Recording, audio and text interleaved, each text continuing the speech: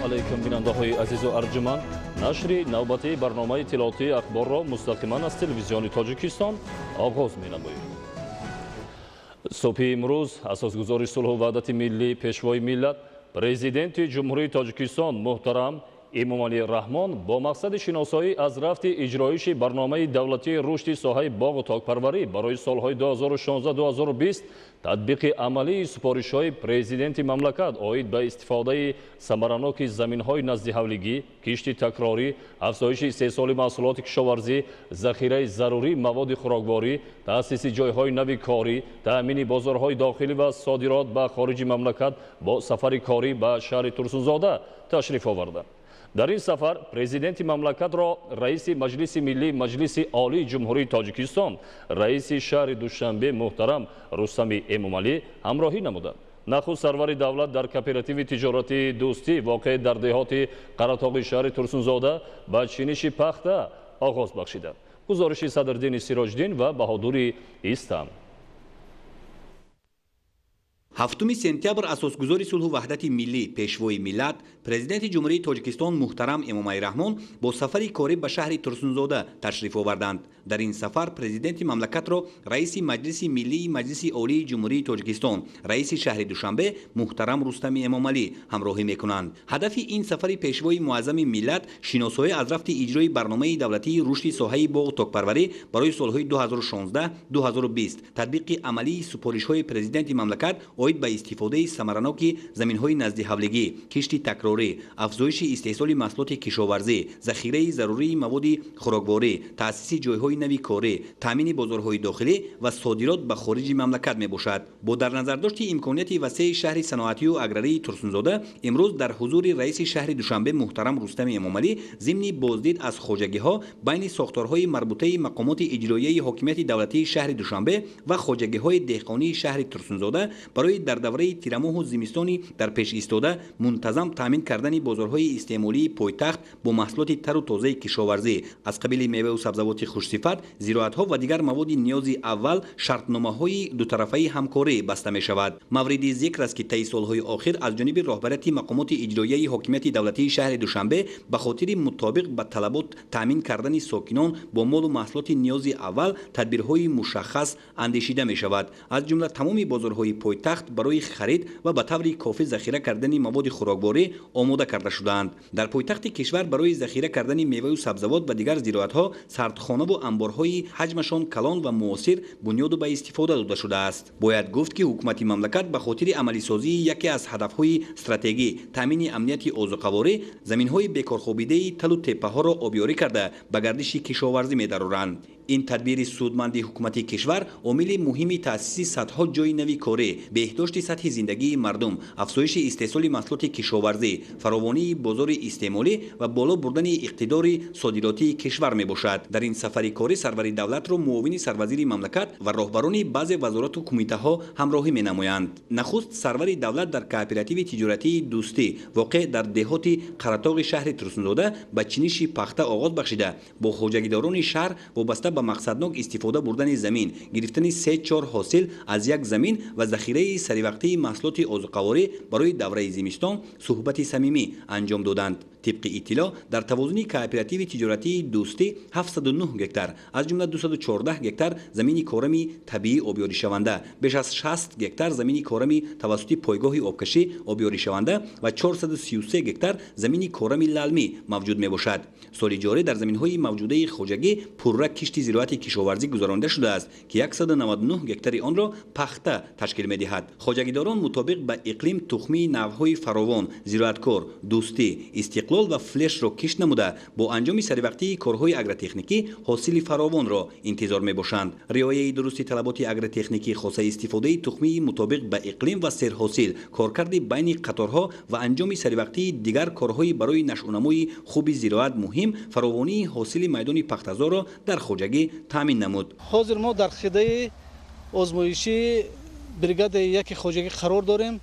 در اینجا با عالمان اکادمی علمی کشاورزی همکاری نموده 4 نوع پخته را کشت کردیم. این نوع‌های فراوان 20، زراعتکار 64، دوستی ایز و استقلالیت 30 می باشد.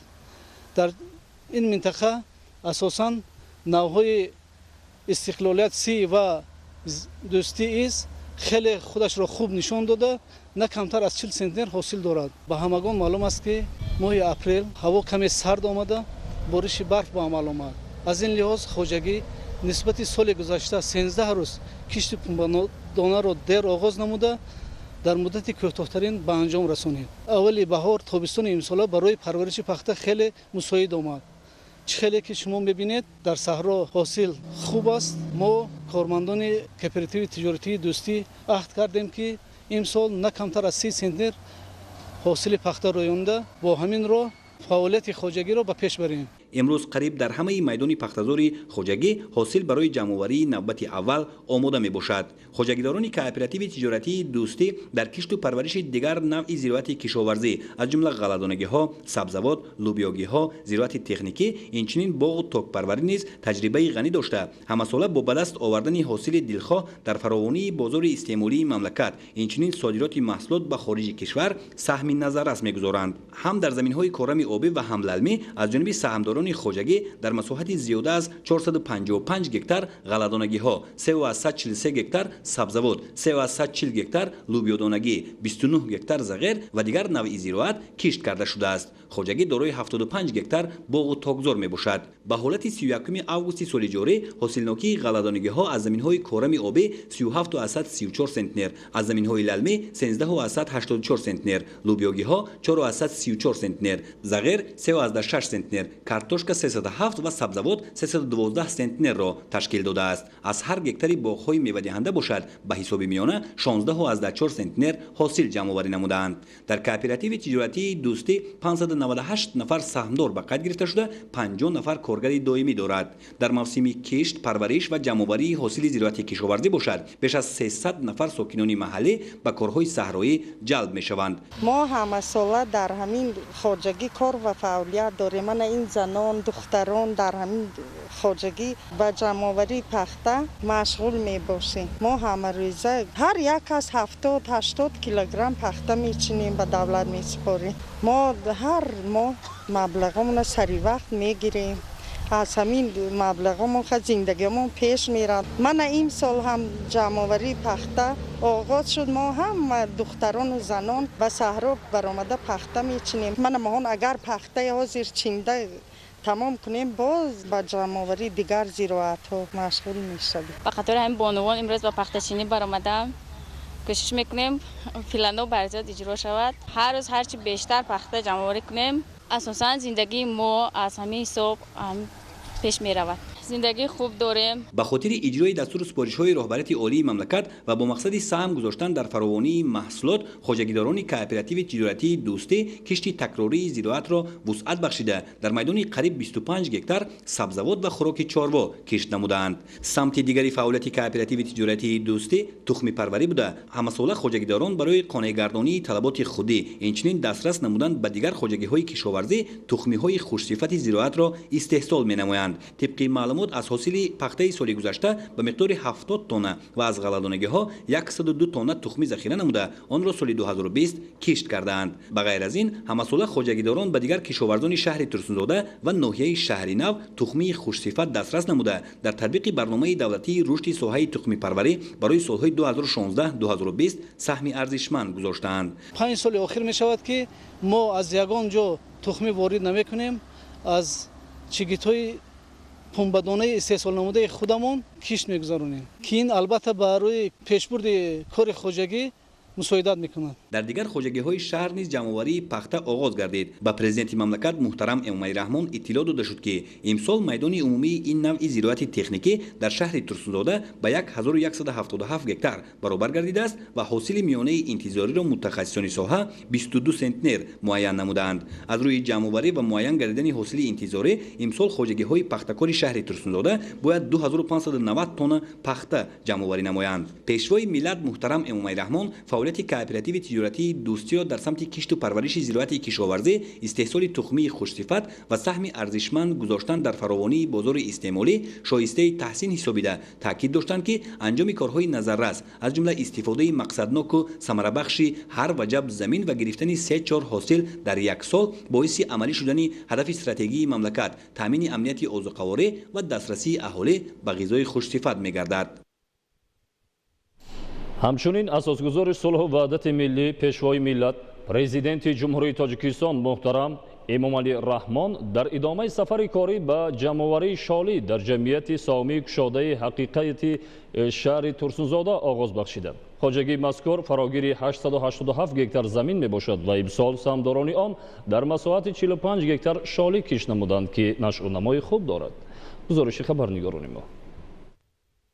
در ادامه سفر کاری اساسگزار صلح و وحدت ملی پیشوای ملت پرزیدنت جمهوری تاجیکستان محترم امامعلی رحمان به جمع‌آوری شالی در جمعیت سهامی کشاده حقیقت شهر ترسونزاده آغاز بخشیدند. در این سفر پرزیدنت مملکت را رئیس مجلس ملی مجلس عالی جمهوری تاجیکستان رئیس شهر دوشنبه محترم رستم امامعلی همراهی می‌کنند. هدف این سفر پیشوای معظم ملت شناسایی از رفت اجرای برنامه دولتی رشد ساحه باغ و تاک‌پروری برای سال‌های 2016-2020 تطبیق عملی سپارش‌های پرزیدنت مملکت اوید به استفاده ثمرناک زمین‌های نزد حولگی، کشت تکراری، افزایش استحصال محصولات کشاورزی، ذخیره ضروری مواد خوراکواری، تأسیس جای‌های نوی کاری، تامین بازارهای داخلی و صادرات به خارج مملکت میباشد. با در نظر داشت امکانات وسیع شهر صنعتی و اگراری ترسونزاده امروز در حضور رئیس شهر دوشنبه محترم رستم امامعلی ضمن بازدید از خواجگی‌ها بین ساختارهای مربوطه مقامات اجرایی حاکمیت دولتی شهر دوشنبه و خواجگی‌های دهقانی شهر ترسونزاده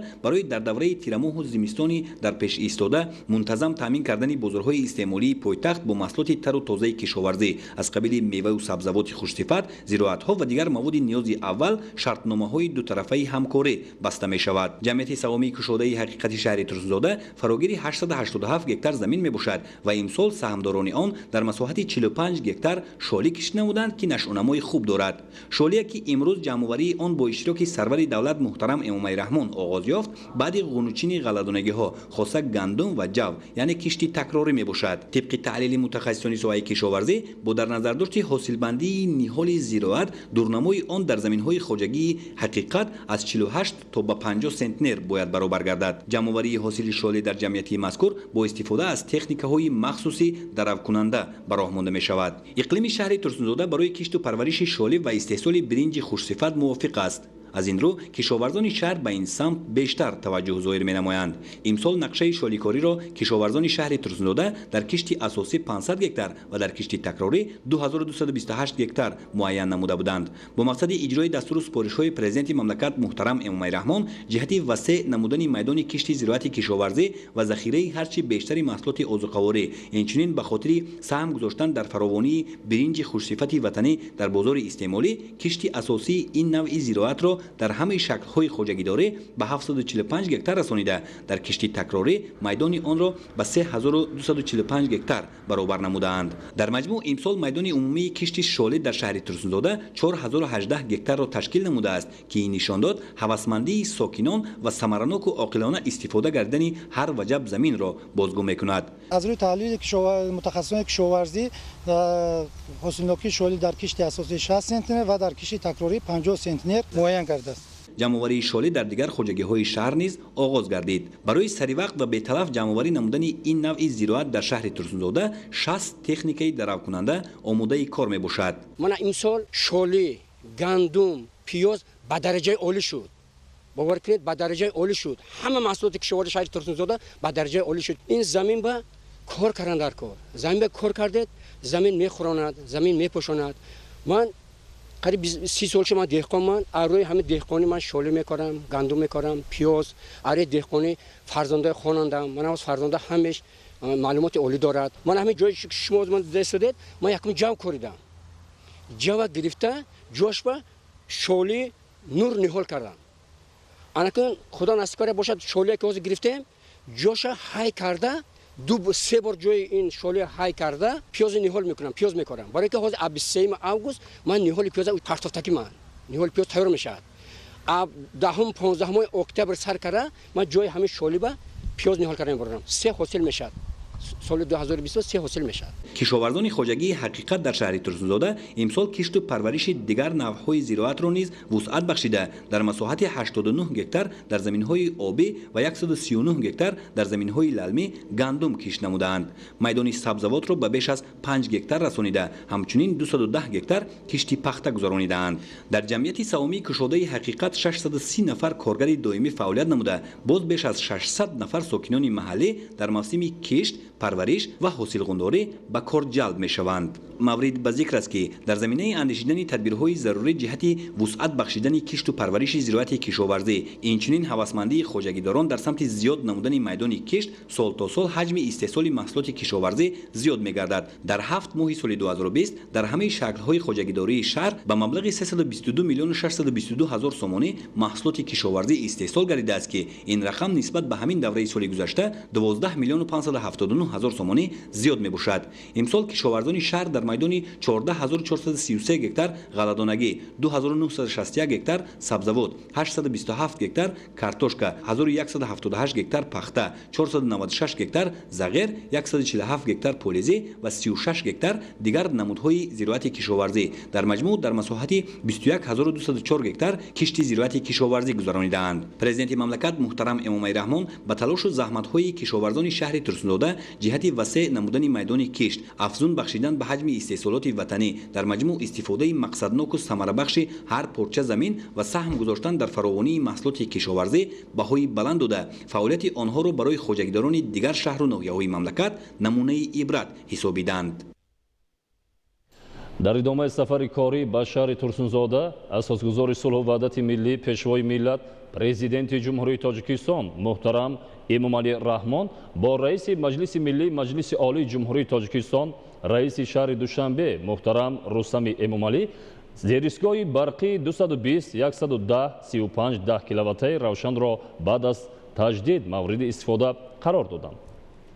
برای برقرارسازی زیرایستگاه مذکور و موافق نمودن تجهیزات آن با استاندارد معاصر با دستگیری به واسطه پرزیدنت مملکت محترم امامعلی رحمان طبق با تطبیق با مرام برنامه‌های دولتی و لایحه تجدید زیرایستگاه برقی روشن پورا نوسازی گردیده در روزهای تجلیل 29 سالگی استقلالیت دولتی جمهوری تاجیکستان دستاوردی بی‌نظیر در ساحه انرژتیکا به حساب می‌رود.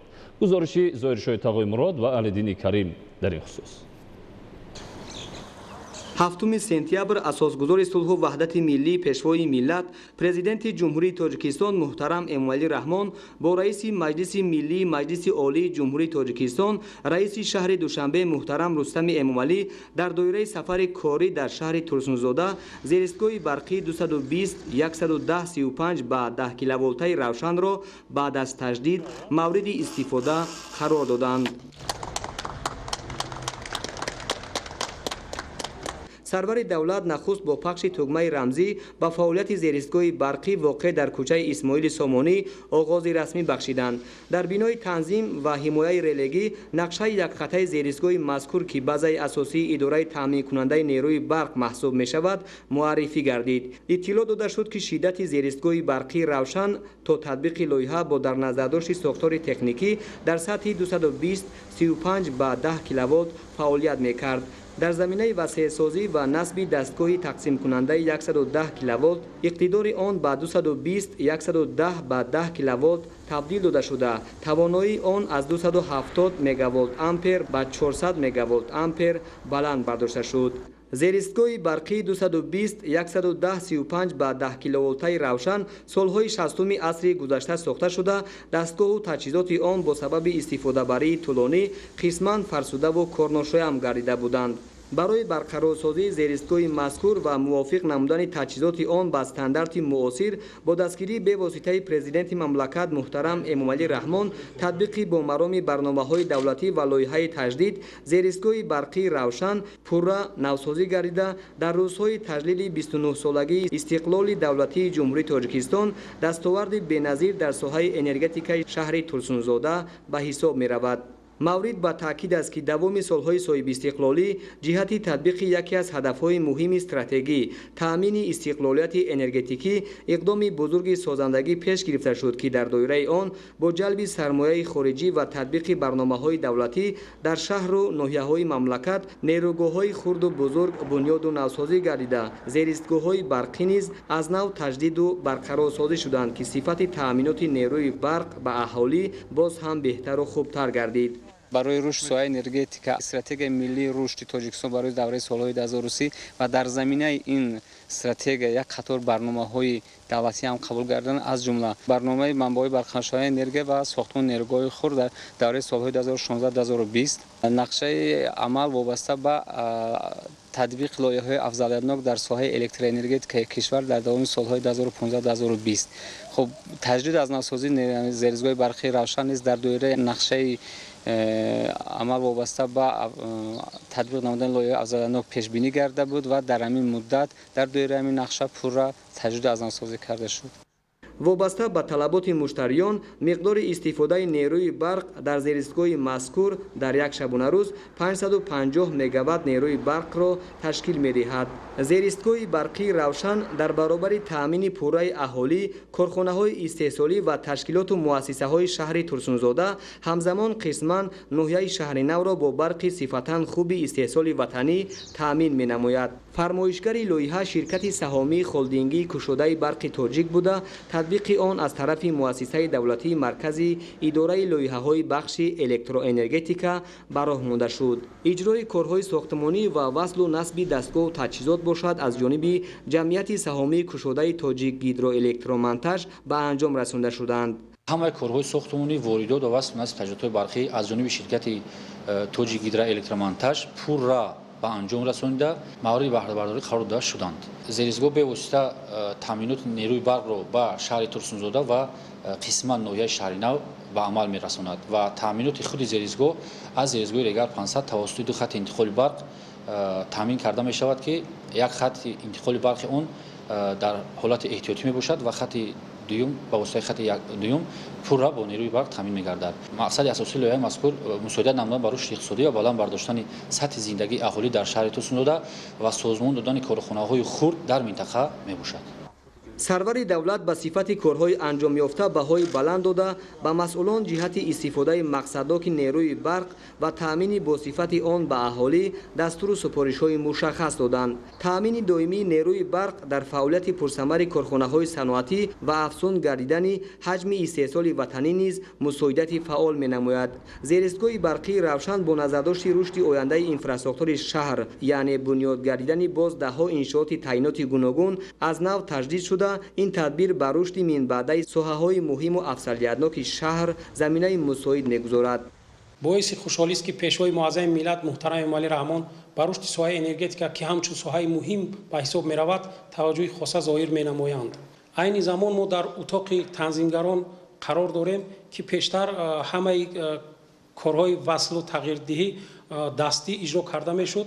айни замон ҳама ин бо таҷҳизотҳои замонавӣ ки бо воситаи барнома бо воситаи компютер амалӣ карда мешавад. дар доираи лоиҳа таҷҳизотҳои барқии дастгоҳи тақсимотии кушода 220 киловолта ба таҷҳизотҳои барқии замонавӣ иваз карда дастгоҳҳои тақсимотӣ кушода 110 киловолта сохта ба истифода дода васлакҳои равғани дастгоҳи тақсимотӣ пӯшида 10 киловолта ба васлакҳои замонавӣ иваз ва устувор карда шуд.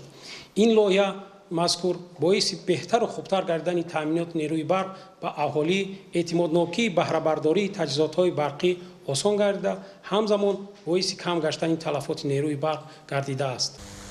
дар доираи лоиҳа тавассути васлу насби ду адад автотрансформатори иқтидорашон 125 мегаволт ампер, ду адад трансформатори шиддаттанзимкунандаи 40 мегаволт ампер, як адад трансформатори шиддатбаландкунандаи 25 мегаволт ампер, гурӯҳи васлакҳои элегазӣ ва ҷудокунакҳои барқӣ, равоқпояҳо, трансформаторҳои шиддат ва ҷараён, гурӯҳи реакторҳо, дастгоҳҳои тақсимкунандаи пӯшидаи 10 киловолта ва дигар таҷҳизоти барқӣ, бунёди бинои нави дастгоҳҳои тақсимкунанда ва бинои нави идоракунӣ аз навсозӣ гардидааст.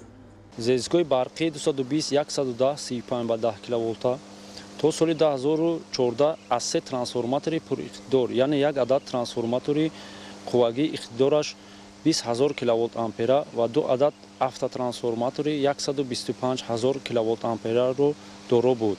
бо дастгирии бевоситаи пешвои миллат дар заминаи зиёд гардидани талабот ба нерӯи барқ зерисгоҳи барқӣ пурра таҷдид гардида ба стандартҳои ҷаҳонӣ ҷавобгӯ мебошад. ба пешвои миллат муҳтарам Эмомалӣ Раҳмон иттилоъ дода шуд, ки дар доираи лоиҳа ҳамзамон таҷдиду навсозии зеристгоҳи барқии 35 ба 10 киловолтаи минтақаи саноатӣ дар шаҳри Турсунзода амалӣ гардид. дар зеристгоҳи мазкур 2 адад трансформатори 25 мегаволт ампер насб гардидааст. зеристгоҳи барқии 35 ба 10 киловолтаи минтақаи саноатӣ пас аз навсозӣ аз зеристгоҳи барқии 35 ба 10 киловолта тавассути навсозӣ ё худ бунёд намудани дастгоҳи тақсимкунандаи 110 киловолт ба зеристгоҳи барқии 110 35 ба 10 киловолт табдил дода шуда, тавоноии он аз 20 мегаволт ампер ба 50 мегаволт ампер баланд бардошта шуд. баъди аз нав барқароркунии зеристгоҳи барқӣ дар ин ҷо бинои дуошиёна сохта шуд, ки дар ошиёнаи якуми он лавҳаҳои ҳимояи релегӣ муҷаҳҳаз гардонида шудааст, ки бисёр қулай мебошад ва барои бехатарии танзимгарону барқчиёни худи зеристгоҳ бехатар мебошад. аз навсозии зеристгоҳҳо имкон фароҳам овард, ки шиддатнокӣ дар шабакаҳои барқии минтақа устувор, сарбории трансформаторҳо мӯътадил ва сатҳу сифати хизматрасонӣ дар ин зеристгоҳҳо ба талаботи муосир ҷавобгӯ гардонида шаванд. маҷмӯи ноқилҳои барқӣ ва ноқилҳои таҷҳизоти баландшиддат дар ҳаҷми беш аз 24 тонна ба маблағи 658,6 ҳазор сомонӣ аз ҷониби Корхонаи ватании ҷамъияти дорои масъулияти маҳдуди ноқили Талко истеҳсол ва таҳвил карда шудааст. дар доираи корҳои ободонӣ гирду атрофи зеристгоҳ пурра таъмиру навсозӣ гардида, барои зебову назаррабо гардидани он гулу бутаҳои ороишию мавсимӣ ва дарахтони мевадиҳанда шинонида шудааст. асосгузори сулҳу ваҳдати миллӣ, пешвои миллат, президенти ҷумҳурии Тоҷикистон муҳтарам Эмомалӣ Раҳмон бо раиси Маҷлиси миллии Маҷлиси олии ҷумҳурии Тоҷикистон, раиси шаҳри Душанбе муҳтарам Рустами Эмомалӣ дар шаҳри Турсунзода маркази табобатии Нури Шифоро дар кӯчаи Садриддин Айнӣ мавриди баҳрабардорӣ қарор доданд. сарвари давлат муҳтарам Эмомалӣ Раҳмон барои иҷрои вазифаҳои пурмасъул дар самти анҷоми хизматрасониҳои сатҳи баланди тиббӣ ба аҳолӣ, пешгирӣ ва муолиҷаи саривақтии намудҳои гуногуни бемориҳо ба масъулон ва мутахассисони соҳа дастуру ҳидоятҳо доданд. асосгузори сулҳу ваҳдати миллӣ, пешвои миллат, президенти ҷумҳурии Тоҷикистон муҳтарам Эмомалӣ Раҳмон бо раиси Маҷлиси миллии Маҷлиси олии ҷумҳурии Тоҷикистон, раиси шаҳри Душанбе муҳтарам Рустами Эмомалӣ дар доираи сафари корӣ дар шаҳри Турсунзода маркази табобатии Нури Шифоро дар кӯчаи Садриддин Айнӣ мавриди баҳрабардорӣ қарор доданд.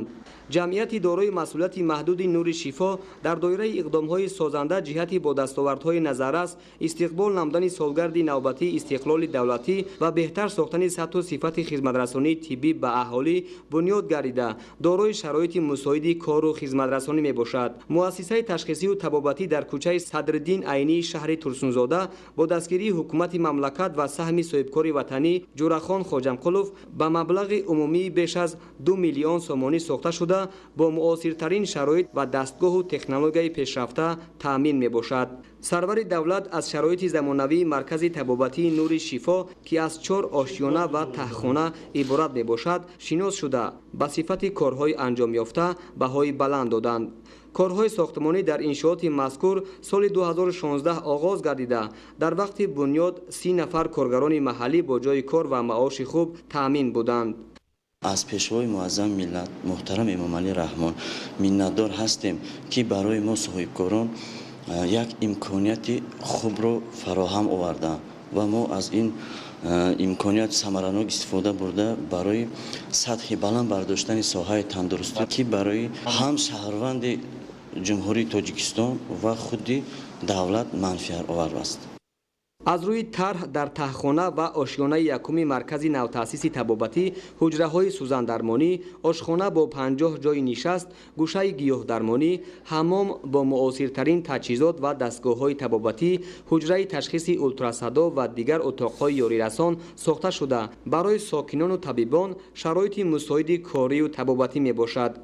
من خالنظر و انیسه همچون متخصص جوان برای کار به این مؤسسه طبی که با دستگیری پیشوای ملت محترم امام علی رحمان در خود را برای خدمت رسانی مردم باز نمود دعوت شدم. از امکانیت و شرایط از نام کل جوانان به خصوص دختران محلی بار دیگر منتداری‌مان را به محترم پیشوای ملت اظهار می‌نمایم.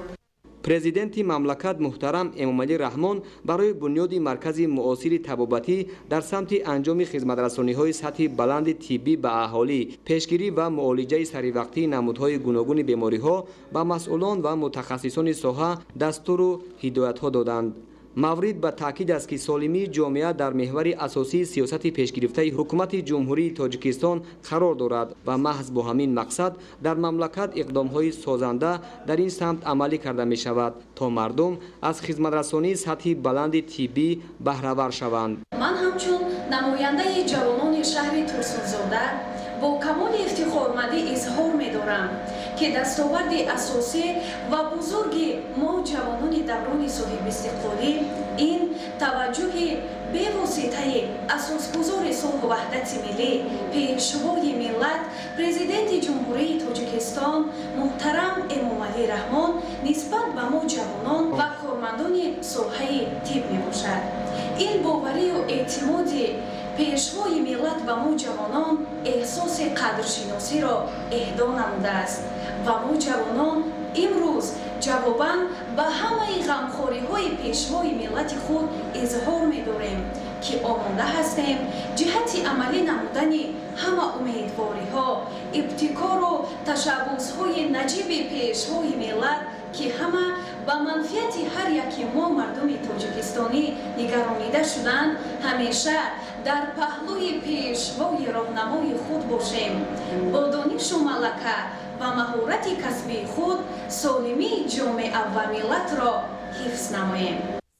در آشیانه دوم و سوم مرکز طبابتی نور شفا جهت طبابت و استراحت ساکنان شرایط مساعد از جمله برای بیماران 20 حجره خواب با امکانات‌های مساعد، اتاق‌های فیزیوتراپیوتی، کشش ستون مهره، محض و دیگر اتاق‌های یاریرسان مهیا کرده شده است. برای تشخیص و معاین نمودن بیماری‌ها از جمله دقیق معاین کردن کار سیستم دل و رگ‌ها، عضوهای هاضمه، پیشابرو، معاینه و طبابت بیماری‌های زنانه و مردانه، عصب و دیگر نمود بیماری‌ها 15 نامگوی تجهیزات و دستگاه معاصر بلندصفت طبی وارد شده برای استفاده و در خدمت نیازمندان قرار دادن آنها 30 نفر متخصصان ورزیده طبی درجه عالی و میانه جلب کرده شده‌اند. این حجره تشخیص کسرهای عضوهای داخلیش کم، عضوهای داخلی خصوص خود، عضوهای زنانه، گرده ها، قدود سپرشک، اگر بلکه سینسو تو دوستودا نیرسانگرفی مغز سر، همین کسرها علیه کرده تشخیص میمونه، توابطه اینو دوم میدونم. البته ما ندار هستیم که من همخی کلینیک ها با بسیارتر شده میگره با جای کار آدمون جای کار کده من متخصصای مدیسین ها جای کار کده مشغول میشه و اهالی برنامه. پرزیدنت مملکت محترم امام علی رحمان به اقدام پیشگرفته صاحبکار وطنی یعنی بنیاد چنین یک مرکز زیبا و معاصر طبابتی که در حدود شهر ترسونزاده یگانه می باشد شایسته تحسین خوانده تاکید نمودند که در مملکت برای دستگیری صاحبکاران و رشد بخش خصوصی شرایط مساعد کاری موجود بوده آنها می توانند با استفاده از امکانات موجوده در بنیاد انشاءات تعیینات گوناگون و رشد ساحه‌های مهم سهم نظررس گذارند. ساکنان از بنیاد چنین یک مؤسسه تشخیصی و طبابتی زمانوی دارای امکانات زیاد خدمت‌رسانی خوشحال گردیده ثمره این همه پیشروی‌ها را در مملکت از تنجی و آرامی وطن و توجه بی‌واسطه پیشوای معظم ملت محترم امام علی رحمان نسبت به سالمی جامعه ارزیابی میکنند. در آشیانه سیوم بینا در برابر مهیا ساختن دیگر نمود خدمترسانی‌های طبی همزمان تالار ورزشی بنیاد گردیده است که وابسته به نمود بیماری مشغولیت‌های سبک ورزشی گذرانیده می‌شود. از روی طرح بالای یک قسمت آشیانه چهارم بینا کشوده بوده برای استراحت و فراغت ساکنان و طبیبان بسا جای موافق محسوب می‌یابد. در دایره کارهای ساختمانی همزمان با بنیاد گلگشت و فواره، حوض تابستانه، شینانیدن گل و بوته‌های رنگارنگ موسمی و دیگر مرکزهای خرد خدمترسانی زیبا و نظرربا گردانیده شده، منظره‌های آن به انسان روح و الهام تازه می‌بخشد. امروز در ادامه سفر کاری در شهر ترسونزاده اساسگزار صلح و وحدت ملی پیشوای ملت پرزیدنت جمهوری تاجیکستان محترم امامعلی رحمان با رئیس مجلس ملی مجلس عالی جمهوری تاجیکستان رئیس شهر دوشنبه محترم رستم امامعلی میدان پرچم دولتی را مورد استفاده قرار دادند. میدان پرچم دولتی در شهر ترسونزاده یکی از انشاءات‌های جشنی بخشیده به 30مین سالگرد استقلالیت دولتی جمهوری تاجیکستان به حساب می‌رود. گزارش خبرنگاران ما. 7 سپتامبر اساسگزار صلح و وحدت ملی پیشوای ملت پرزیدنت جمهوری تاجیکستان محترم امامعلی رحمان با رئیس مجلس ملی مجلس عالی جمهوری تاجیکستان رئیس شهر دوشنبه محترم رستم امامعلی در ادامه سفر کاری در شهر ترسونزاده میدان پرچم دولتی را مورد استفاده قرار دادند.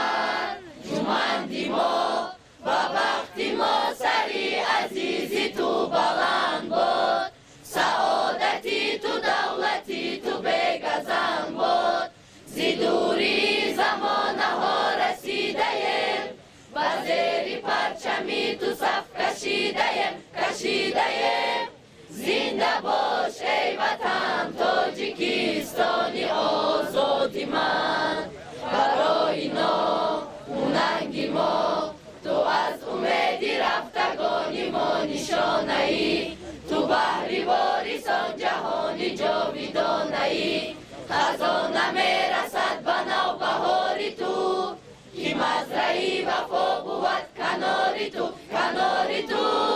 زنده باش ای وطن تاجیکستانی آزادی من تو مادری یگانه ای بقای تو بود بقای خاندانی ما مرامی تو بود مرامی جسم و جانی ما زی تو سعادتی ابد نصیبی ماست تو هستی و همه جهان حبیبی ماست زنده باش ای وطن تاجیکستانی آزادی من. پرچم دولتی در مساحت عمومی 6000 متر مربع بنیاد گردیده بلندی پایه آن با در نظر داشت ته کرسیش 5 متر را تشکیل می‌دهد. پرچم دولتی در مرکز شهر قامت افروخته اندازه متای آن 7 به 14 متر را تشکیل می‌دهد. میدان پرچم دولتی در شهر ترسونزاده یکی از انشاءات‌های جشنی بخشیده به 30مین سالگرد استقلالیت دولتی جمهوری تاجیکستان به حساب می‌رود. در رفت بنیاد آن کارگران محلی با رعایت معیارهای قبول شده ساختمانی انشاءات را بنیاد و میدان نزد پرچم را به مکان زیبای سیر و سیاحت مردم تبدیل دادند. باعث شرف و اقبال هر یک ساکن شهر ترسونزاده است که امروز در میدان پرچم دولتی شهر ترسونزاده نیز یک تنتنه با شکوه به افتخار قامت افراختن این مقدسات دولتی و ملی به وقوع پیوست و با قدم‌های پرفیض اساسگزار صلح و وحدت ملی پیشوای ملت پرزیدنت جمهوری تاجیکستان محترم امامعلی رحمان پرچم دولتی جمهوری تاجیکستان قامت افراخت. اکنون این میدان افتخار، میدان سربلندی، میدان شکوه شهامت هر یک ساکن شهر ترسونزاده است. اطراف پرچم دولتی با سنگ‌های گوناگون آرا داده شده تمام راهروها سفالک‌پوش گردیده است. مساحت گلگشت میدان پرچم دولتی بیش از 3790 متر مربع را تشکیل می‌دهد. قابل به ذکر است که در جریان کارهای آبادانی و سازندگی در شهر ترسونزاده همچنین راه‌های اطراف میدان پرچم در مساحت 1200 متر مربع اسفالت‌پوش گردیده است که برای رفت و آی به ماموریت نقلیات مساعدت می‌کند. پیشوای معظم ملت محترم امامعلی رحمان با صفت корҳои анҷомёфта баҳои баланд доданд. дар шаҳри турсунзода бо мақсади сазовор истиқбол намудани ҷашни 30-юми солгарди истиқлолияти давлатӣ бунёди беш аз 367 иншоот дар назар дошта шудааст ки то имрӯз аллакай 182 тои он пурра ба истифода дода шуда. дар боқимонда иншоот корҳо идома дорад.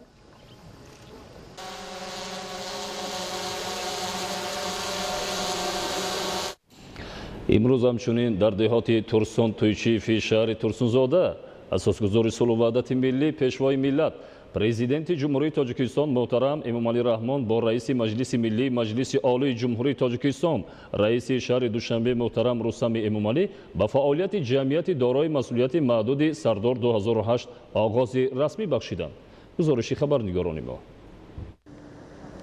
7 сентябр ҳамчунин асосгузори сулҳу ваҳдати миллӣ пешвои миллат президенти ҷумҳурии тоҷикистон муҳтарам эмомалӣ раҳмон бо раиси маҷлиси миллии маҷлиси олии ҷумҳурии тоҷикистон раиси шаҳри душанбе муҳтарам рустами эмомалӣ дар деҳоти турсун тӯйчиеви шаҳри турсунзода ба фаъолияти ҷамъияти дорои масъулияташ маҳдуди сардор 2008 оғози расмӣ бахшиданд. дар ҳамин ҷо сарвари давлат нахуст аз намоиши маҳсулотҳои коргоҳ дидан карда ба сифат ва намои анвои маҳсулоти омода гардида баҳои баланд доданд. қобил ба зикрест ки корхонаи мазкур аз соли 2010 инҷониб дар бинои иҷора фаъолият мекард ва шумораи кормандонаш 9 нафарро ташкил медод. акнун бо дастгирии ҳукумати ҷумҳурии тоҷикистон ва ташаббуси соҳибкори ватандоз Шавкат Мадрахимов корхона бо бинои наву замонавӣ ва муҷаҳҳаз бо дастгоҳу таҷҳизоти насли нав таъмин гардида ба ин васила шумораи кормандон низ ба 250 нафар расонида шуд. ба пешвои муаззами миллат муҳтарам эмомалӣ раҳмон иттилоъ дода шуд ки дар корхона номгӯи маҳсулот аз як намуди соли 2010 ба 6 намуд ва 30 нав расонида шуда ҳаҷми истеҳсоли он низ ба 1 миллион сомонӣ ва ё 1 миллиону 300 ҳазор дона маҳсулоти тайёр баробар гардид.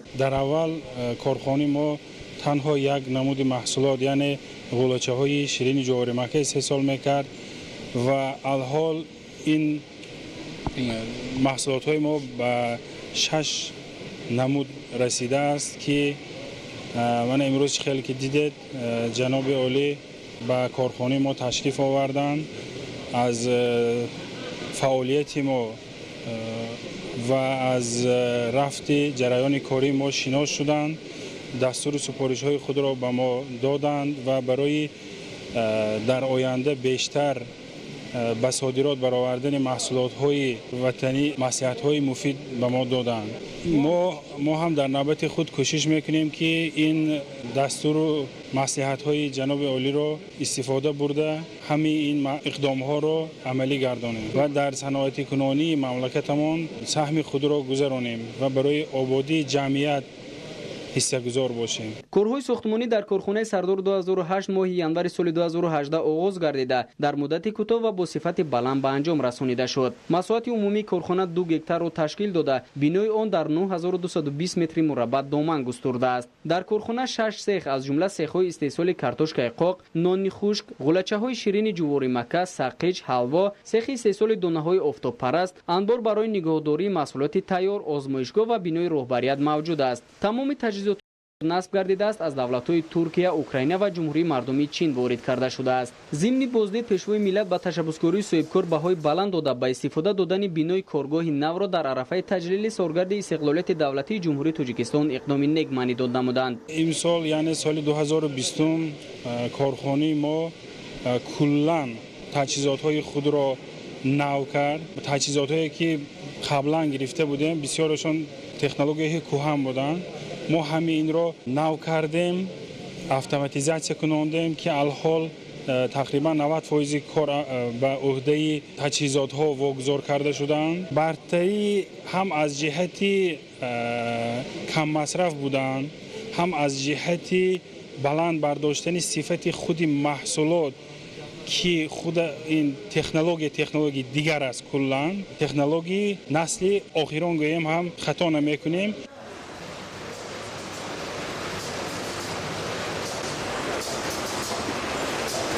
дар сехи истеҳсоли картошкаи қоқ 25 нафар бонувон ба кор ҷалб гардида ин маҳсулотро бо 5 намуд истеҳсол мекунанд. асоси кори бонувон дар ин сех бандубасти маҳсулоти тайёр аст. буришу ҷудокунӣ, хушкунии маҳсулоти хом, гармкунии равған, интиқоли картошкаи бирёншуда, хулоса ҳамаи раванди кор тариқи автоматӣ иҷро мегардад.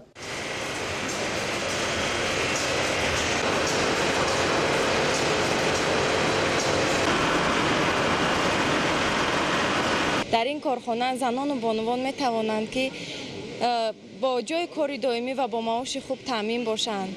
ما از سیاست خردمندانه و میهندوستانه محترم پیشوای معظم ملتمان امام علی رحمان است که رشد زندگی مردم خوبتر و بیشتر گشته ایستاده است. میnnتداریم را بار دیگر به پیشوای معظم ملت بیان می نمایم که به ما اینقدر کارخانه زیبا و زمانوی را فراهم کرده است. استحصال نان خشک هم یکی از سمت‌های اساسی فعالیت کارخانه سردار 2008 است و سرور دولت محترم امام علی رحمان اطلاع داده شد که سیخ استحصال نان خشک در جمهوری یکی از اولین‌ها به حساب رفته محصولاتش در بازارهای خارج کشور نیز خریداران خود را دارد. در اینجا نیز بیش از 90% کارها طریق دستگاه‌های نو اتوماتیک اجرا گردیده برای پختن نان تفتان‌های حاضر زمان نصب گردیده است.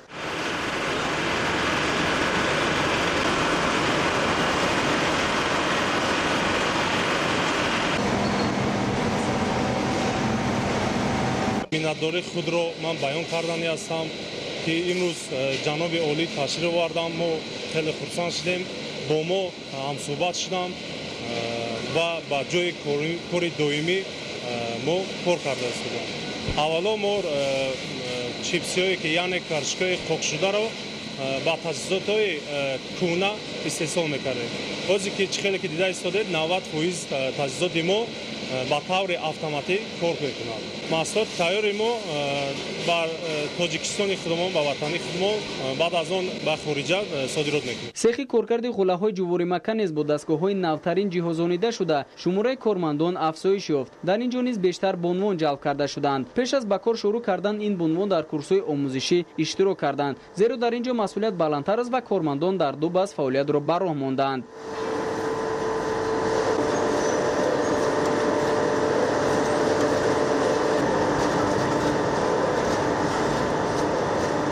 бо ба фаъолият пардохтани бинои нави корхона масъулини коргоҳ сехи истеҳсоли навъҳои сақиҷро низ мукаммал намуда шумораи кормандонро афзоиш доданд. дар ин ҷо раванди истеҳсолот дар алоҳидагӣ ба таври худидоракунӣ иҷро гардида барои таъмини бозори ватанӣ бо сақиҷ хати нави намуди борпечи коғазӣ ва болишшакл ворид карда шудааст. дизайни халтачаҳои ҳар як намуди сақиҷ мутобиқи замон оро дода шуда сифати он ҳам баланд аст. то имрӯз ин навъи маҳсулоти корхона бозори ин маҳсулотро дар мамлакат аз худ кардааст ва ба хориҷа низ содирот карда мешавад.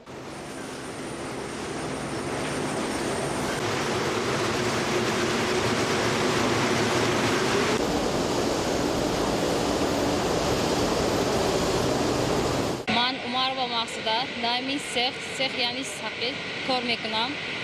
имрӯз мо бисёр ҳам хурсанд ҳастем барои он ки пешвои миллат дар корхонаи моҳо ташриф оварданд ва қатъи моҳо бисёр суҳбатҳои самимона гузаронданд. мо аз ин бисёр ҳам хурсанд ҳастем. мо аз номи худам ва аз ҳамин ҷо кор мекардем ҳамаи кормандон миннатдории худро ба пешвои миллат мерасонем. донаҳои коркардшудаи офтобпараст низ як нав маҳсулоти корхона буда ҷараёни кор аз ҷумла тозакунӣ, гурӯҳбандӣ ва дигар корҳои зарурӣ автоматӣ иҷро мегардад. дар сехи коркарди донаҳои офтобпараст ки бо брендҳои Симба ва Ҳавас маъруф аст, мутахассисони варзида раванди корро назорат менамоянд. иттилоъ дода шуд ки имрӯз корхона бо истеҳсоли ин маҳсулот дар бозори дохилу хориж мавқеи хусса пайдо карда ҳамасола даҳҳо тонна маҳсулоти тайёр ба хориҷи кишвар содирот карда мешавад. таъкид кардан ба маврид аст ки ашёи хом барои истеҳсоли ҳама намуди маҳсулоти ин корхона аз дохили кишвар дастрас гардида пеш аз коркард аз озмоишгоҳ гузаронида мешавад. маҳсулоти тайёр ҳам санҷида шуда сипас ба бозору нуқтаҳои савдо интиқол дода мешавад. миннатдории худро ба пешвои миллат баён мекунем ки бо ҳамин корҳои хуб таъмин гаштем. бо қатори мо хело бачаҳои ҷавон бо кор таъмин гаштанд. пеш аз кор омадан мо курсҳои омӯзишӣ мегузорем. мо ҳаракат мекунем ки бо ҳам корҳои мисол технологияҳои пешравро бо ба кор дорорем, сифати зиндагиро ба ин васила хуб гардонем. сарвари давлат муҳтарам эмом Алӣ Раҳмон сифати корҳои таъмирию навсозӣ ва васлу насби таҷҳизотҳоро қаноатбахш хонда ба масъулин ҷиҳати бо сифати баланд истеҳсол намудани маҳсулот ва зиёд намудани номгӯи он дастуру супоришҳои мушаххас доданд. дар навбати худ соҳибкор низ аз дастгириҳои ҳамешагии роҳбарияти олии мамлакат ҷиҳати мусоидат бар рушди соҳибкорӣ ва дастгирии ин қишри ҷомеа изҳори сипос карда ваъда дод ки дар оянда барои рушди соҳаи саноат ва ташкили ҷойҳои нави корӣ талош менамояд ва дар таъмини ҳадафи чорум стратегӣ саноатикунонӣ бо суръати мамлакат ҳиссаи босазои худро мегузорад.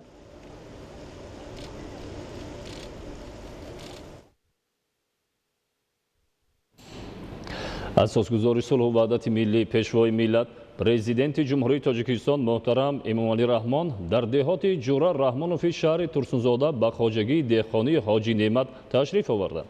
дар ин ҷо сарвари давлат муҳтарам эмомалӣ раҳмон бо рафти тайёр намудани мавиз ки бо усули махсус сурат мегирад шинос шуданд.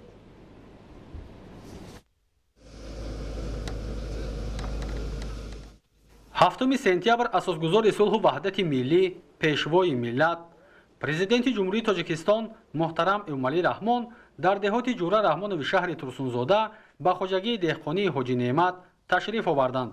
дар ин сафар президенти мамлакатро раиси маҷлиси миллии маҷлиси олии ҷумҳурии тоҷикистон раиси шаҳри душанбе муҳтарам рустами эмомалӣ ҳамроҳӣ мекунанд.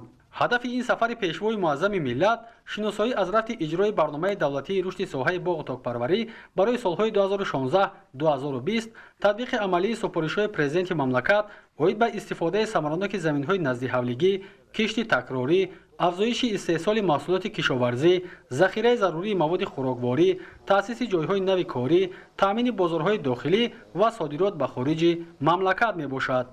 бо дар назардошти имконияти васеи шаҳри саноатию аграрии турсунзода имрӯз дар ҳузури раиси шаҳри душанбе муҳтарам рустами эмомалӣ зимни боздид аз хоҷагиҳо байни сохторҳои марбутаи мақомоти иҷроияи ҳокимияти давлатии шаҳри душанбе ва хоҷагиҳои деҳқонии шаҳри турсунзода барои дар давраи тирамоҳу зимистони дар пеш истода мунтазам таъмин кардани бозорҳои истеъмолии пойтахт бо маҳсулоти тару тозаи кишоварзӣ аз қабили меваю сабзавоти хушсифат, зироатҳо ва дигар маводи ниёзи аввал шартномаҳои дутарафаи ҳамкорӣ баста мешавад. дар ин ҷо сарвари давлат муҳтарам эмомалӣ раҳмон бо рафти тайёр намудани мавиз ки бо усули махсус сурат мегирад шинос шуданд.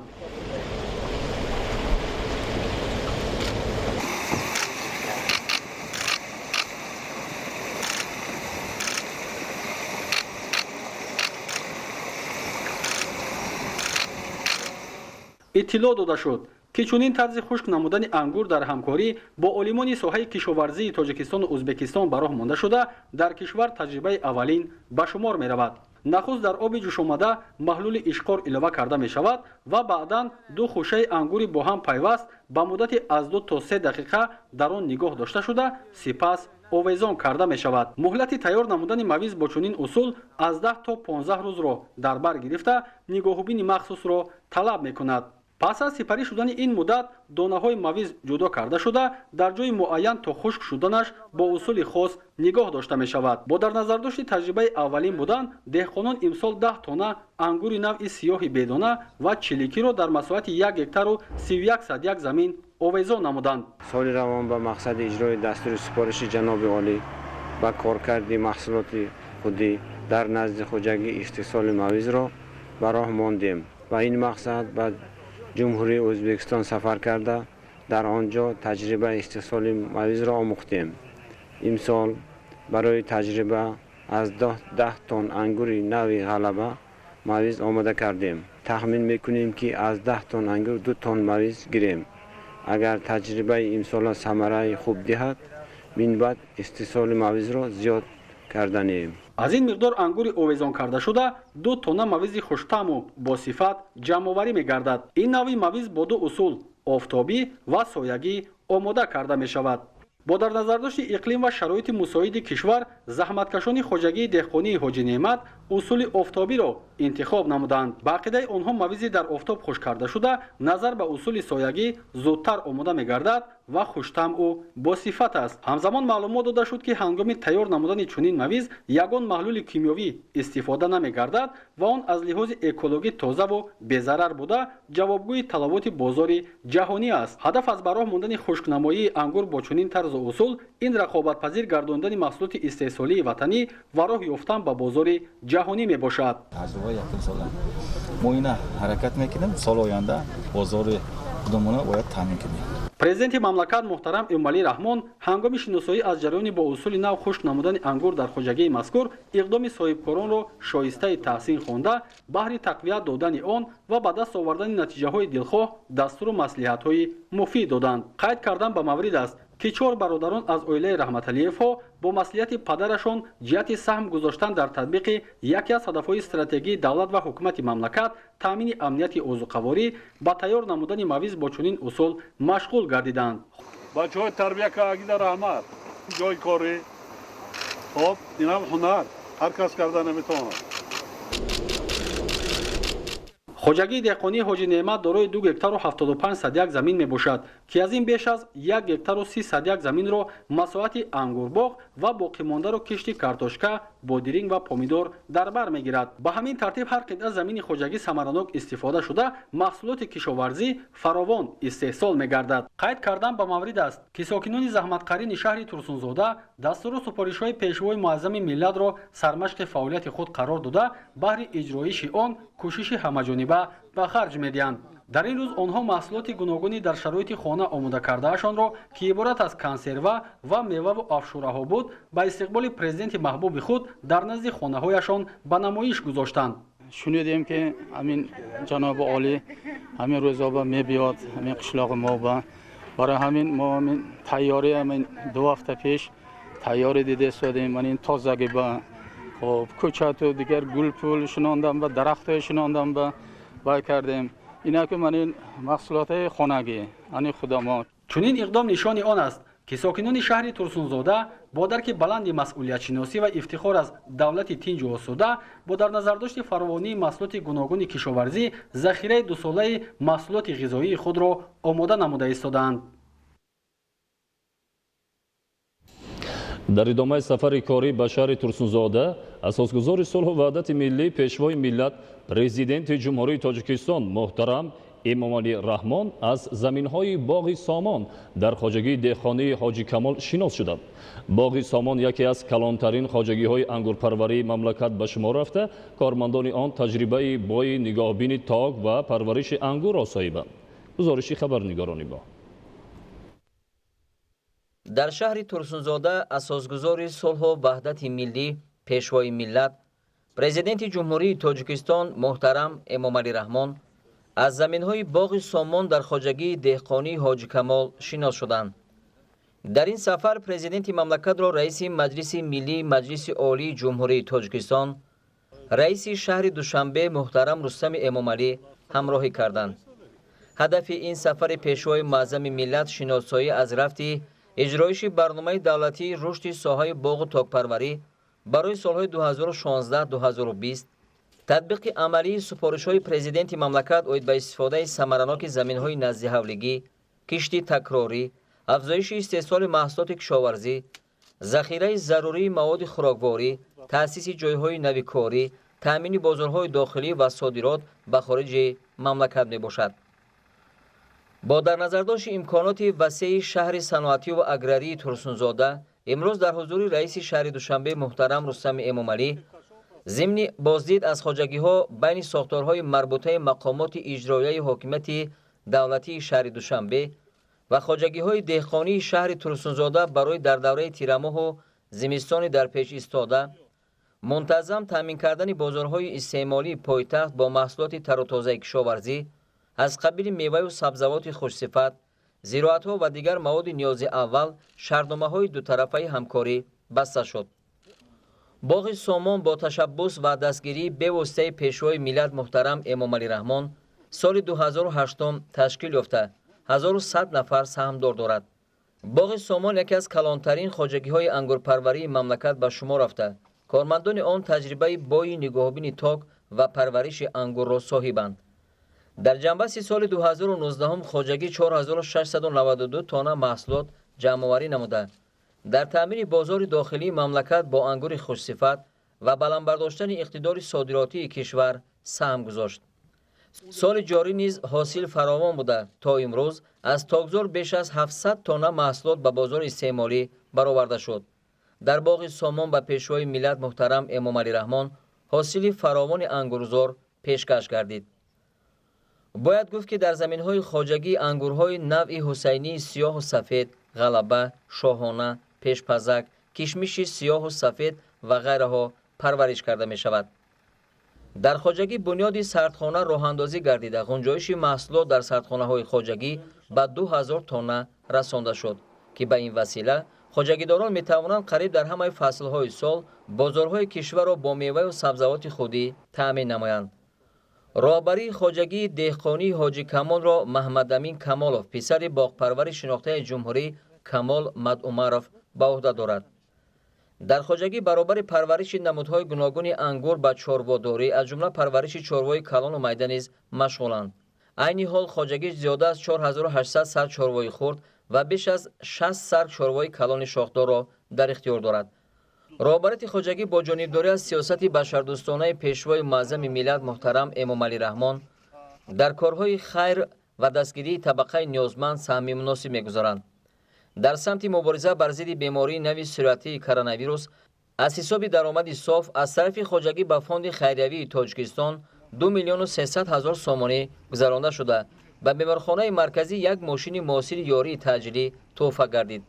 سهم خواجگی در بنیاد انشاءات گوناگون اجتماعی از جمله مکتب و بنگاه‌های طبی نظررس است. رهبری خواجگی سرپرستی آموزگاران دهه را به عهده دارند. با راه بنیاد 3 چاه عمودی ساکنان 5 دهه با آب نوشاکی تأمین شد. با دستگیری خواجگی ساکنان به طور حشر مؤسسه‌های تعلیمی و راه‌ها را از تعمیر برآوردند. بعد شناسایی با فعالیت باغپروران و بازدید از تاگزار نمونوی خواجگی دهقانی حاجی کمال، پرزیدنت مملکت محترم امام علی رحمان به کار پرثمر و بارآور باغداران بهای بلند دادند. مورد ذکر است که باغداران شهر ترسونزاده نعمت جان عثمانوف و شادروان کمال مدعومرov مکتب مخصوص خود را دارند و با فعالیت نمونوی خود در راه پرورش انگور تاجیکستان را در کشورهای خارج معرفی کردند. از جمله با دعوت پرزیدنت جمهوری تاجیکستان محترم امام علی رحمان سران یک قطار دولت‌های خارجی دور و نزدیک از این باغ‌ها بازدید کردند. 27 سپتامبر سال 2018 پرزیدنت جمهوری تاجیکستان محترم امام علی رحمان و پرزیدنت جمهوری ازبکستان شوکت میرزویف در شهر ترسونزاده در دهات جوره رحمانوف از فعالیت تاکپروران نامدار و سابقه‌دار خواجگی‌های دهقانی حاجی نعمت و حاجی کمال دیدن نمودند. سران دولت‌ها ضمن بازدید از میدان‌های خواجگی‌های دهقانی که در آنها پرورش نوهای انگور خوش‌طعم با صنعت شایسته کسبی پرورش می‌یابند و دارای طلبگران زیاد در بازارهای منطقه میباشند بهای بلند دادند. 29 سپتامبر سال 2018 پرزیدنت جمهوری تاجیکستان محترم امام علی رحمان و پرزیدنت جمهوری بلاروس محترم الکساندر لوکاشنکو در شهر ترسونزاده با فعالیت تاکپروران خواجگی‌های دهقانی حاجی نعمت و حاجی کمال شناسایی پیدا نمودند. پرزیدنت مملکت محترم امام علی رحمان و پرزیدنت جمهوری بلاروس محترم الکساندر لوکاشنکو ضمن بازدید از انگورباغ این خواجگی‌ها به اصول پرورش این نوع میوه خوش‌طعم توجه ظاهر نمودند و برای راه‌اندازی همکاری‌ها در این سمت مخصوصاً با خواجگی‌های دهقانی جمهوری بلاروس تاکید کرده شد. من رئیس خواجگی دهقانی باغ سامان کمال محمد امین میباشم. خواجگی ما با تشبس جناب عالی 2008 سال 500 گکتار زمین برای انگور پروری ما با جدا شد. ما حاضر همون 500 گکتار زمین ده 1102 نفر سهامدارا قطعی کار برده استادیم.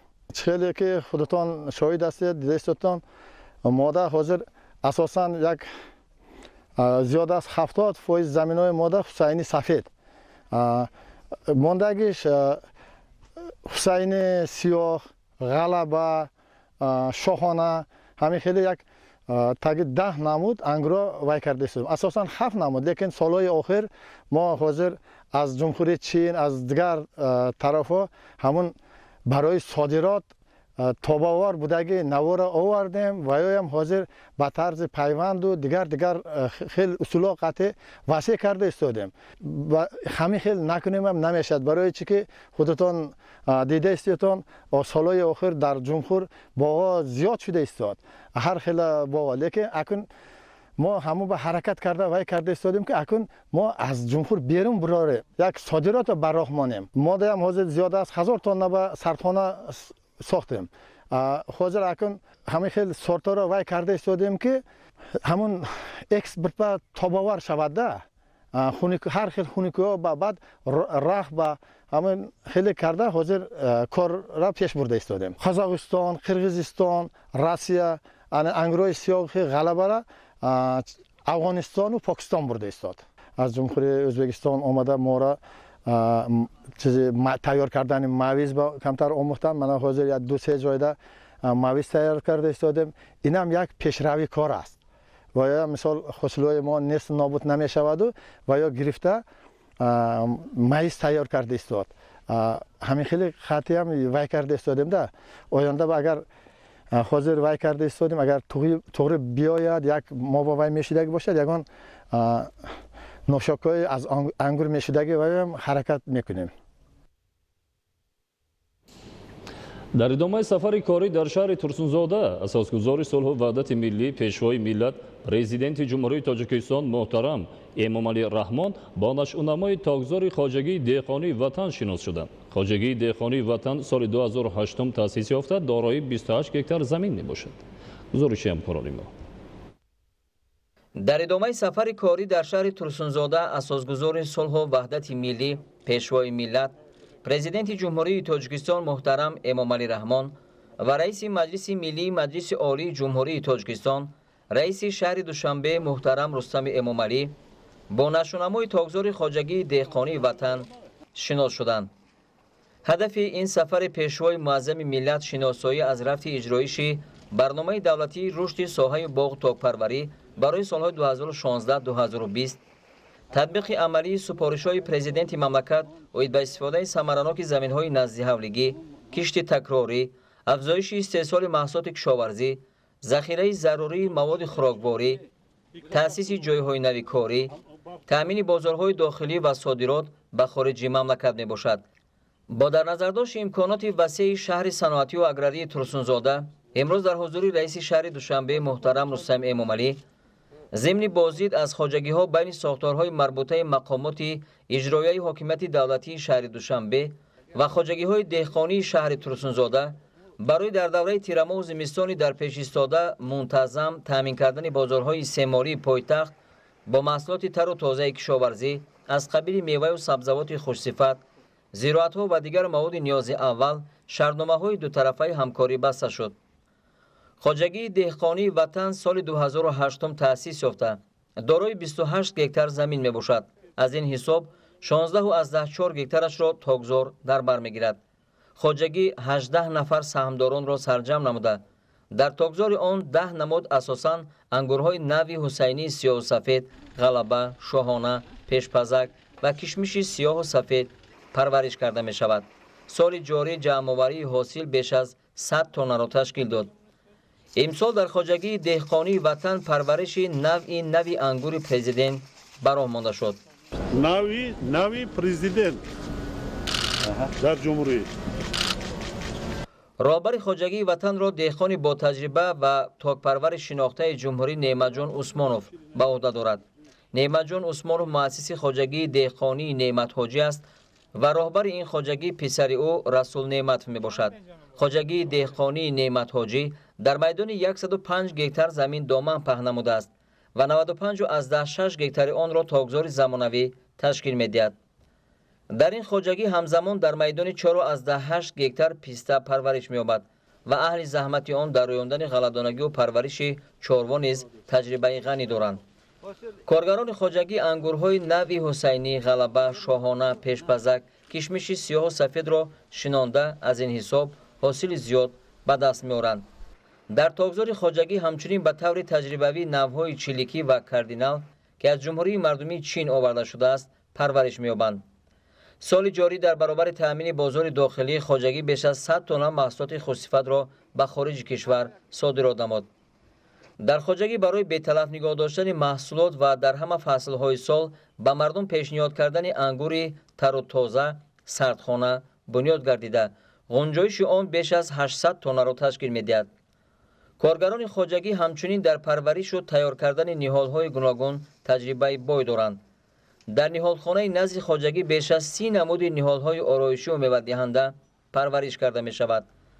با هدایت‌های سرور دولت و جهت دستگیری سیاست انسان‌دوستانه پیشوای معظم ملت، رهبرت خواجگی‌های وطن و نعمت در عملی کردن کارهای خیر و ثواب نمونه عبرتند. از جانب رهبر خواجگی تشکیلات خیریوی احسان سامانیان تأسیس یافته سرپرستی 45 نفر شخص نیازمند را به عهده دارد. سر هر وقت از حساب درآمد خواجگی به این طبقه نیازمند مواد خوراکواری، سر و لباس و پایافزال دسترس کرده می شود. اینچنین خواجگی در بنیاد راه و پلها، کارهای ساحلبندی، ساختمان مؤسسه‌های تعلیمی، تندرستی، آبادانی محل و چراغانکنی کوچه ها سهمگذار است. پرزیدنت مملکت محترم امامعلی رحمان با نتیجه های کار باغداران شناس شده برای پرورش حاصل خوب، تأسیس جایهای کاری، تأمین بازار داخلی با محصولات خوشصفت کشاورزی و بالا بردن اقتدار صادراتی کشور، انجام کارهای خیر و سهم گذاشتن در آبادانی یک گوشه دیار برابرت خواجگی اظهار سپاس کردند. پیشوای ملت محترم امامعلی رحمان تاکید داشتند که تجربه بای باغپروری این خواجگی در بعضی شهر و ناحیه‌های مملکت به طور ثمرناک استفاده می شود و این باعث رشد ساحه باغ و تاکپروری و تأسیس صدها جای کاری در کشور می گردد. من رئیس خواجگی دهقانی وطن 2008 خواجه نعمت عثمان می باشم. حاضر کجایی که ما استادیم اینجا تا سال 15 یک چول بیابان بود که اینجا همه سنگلاق، خار، همه خیلی جا بود. سیل آب شدگی پس بلند جا بود که اینا ما سال 15 خوار کرده باغ کردیم و چایلو کردیم و آب را آوردیم. در نتیجه من بینین همون جایی که سنگلاق خارزار انا یک بیشش به تبدیل شد. در این مابین کار ما را جناب والی شنویدن که سال 15 آمده دیدنی کردن، مهنت حلالی همون دهقانا را دیده به حد ممنون خرسند شدن. در نتیجه اینجا 70 جای کاری، معاش، درآمد هاکذا پیدا شد که از این ما هم خودمان هم منت داریم، خلق هم از این به حد منت دار. چند عائله که باشد در دهه ما همشان باغبان شده رفتگین، از یک دیگرش بهترین انگور پرورش میکنن. از 10 سپتامبر سر کرده ما سردخانه را پر کردن سر میکنیم برای زمستان. همین خیلی کرده کورا همین خیلی میمانیم که مقصد برف و باران حاصل نماند، اسراف نشود، همشه در وقتش جمع کردن اهمیت میتیم. دوره سویت را دیدم، دوره امو آزادی را دیدم، همین خیلی گفتن لازم باشه. من پیش دیخانا چخیل بودن، در پیش حوالی یک 8 سوتق زمین داشتن، همون در کار میکردن، یک چی میکاریدن. یک تراکتور خریدن ممکن نبود، یک چی ساختن ممکن نبود، هاکذا. من حاضر مرحمت. هر یک عائله یک تای دو تای تراکتور داره، ماشین سبکرو داره، حتی که بارکش داره، اکسکواتر داره، هاکذا. اینا کی داد چی خیل پیدا شد؟ این شرافت استقلالیت میشه. ما اینا میفهمیم، حس میکنیم، همون مملکت خود را برای همه بسیار بسیار دوست میداریم. ما هم باید دیخوانم به همه شرایط مهیا هست. اصلا از طرف سرار مملکتمان بسیار خودشان هم دیخوانی اگرانومی کردگی در وقتش میدونن دیخوان چی خیلی نفس میگیره، چی خیلی خواه میکنه، کی بیدار میشه، کی خواه میره. اینا همیشه جناب والی میدونن. برای همه یگان شکایت ما نداریم. زندگی مردم نقص من ای زیاد نمیشه. тамошобинони азизу арҷуманд, ин буд барномаи иттилооти ахбор. хайр, тансияту хонобод бошед.